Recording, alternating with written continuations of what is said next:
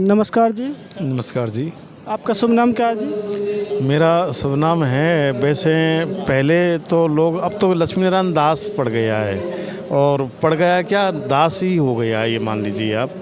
लेकिन पहले जो लोग जानते थे वो परम श्रद्धेय श्री लक्ष्मी नारायण जी महाराज जी के नाम से जानते थे, क्योंकि मैं कथावाचक हूँ। वृंदावन में आश्रम रहा है मेरा, और उसके बाद में यानी कि कथा करता था मैं, काफ़ी साल हो गए करते करते, करीबन 16-17 साल की उम्र में कथा करने लगा हूँ। ये सर, आप जो ज्ञान गंगा पुस्तक लिए हुए हैं, तो आज आप क्या संत रामपाल जी महाराज जी के भगत हैं?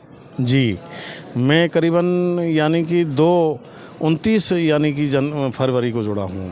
अच्छा, तो सर आप कथावाचक थे, तो आज आपको ऐसा कि इस ज्ञान गंगा पुस्तक में क्या मिला जो परमात्मा संत रामपाल जी भगवान के आज आप शिष्य बन गए? इस ज्ञान गंगा जो गीता ये संत रामपाल जी ने जो निकाली है, सबसे बड़ी बात तो कि जीव हमारी जाति है, मानव धर्म हमारा, हिंदू मुस्लिम सिख ईसाई धर्म नहीं कोई न्यारा।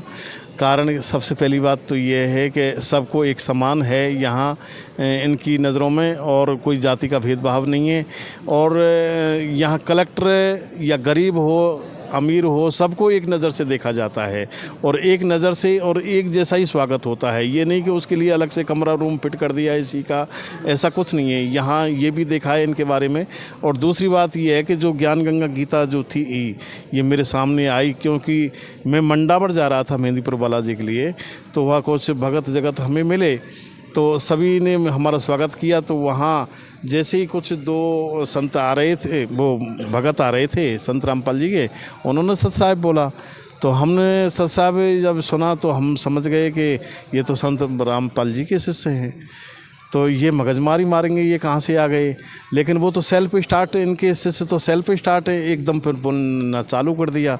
फिर इन्होंने जानकारी करी, शांत गीता लेके आए थे, गीता प्रेस वाली गोरखपुर वाली, उस गीता के बारे में यानी कि बताया, ब्रज के बारे में यानी कि लिखा था आना, और संत रामपाल जी की जो पुस्तकों में और गीता में पढ़ा तो उसमें लिखा है जाना।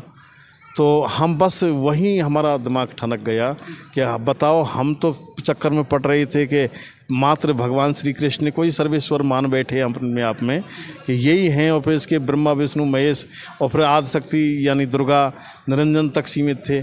इससे आगे तो और भी है। तो सर आपने ज्ञान गंगा पुस्तक से और भगवान कौन कौन है इसके बारे में क्या जाना? यहाँ भाई कुल मिला के यही है कि कबीर जी जो हैं, ये हम पहले तो कवि समझते थे, और मतलब यानी कि बहुत तीव्र बुद्धि वाले, और मानते थे इसको, क्योंकि हम छोटे छोटे थे तो ऐसी वाणी बोलिए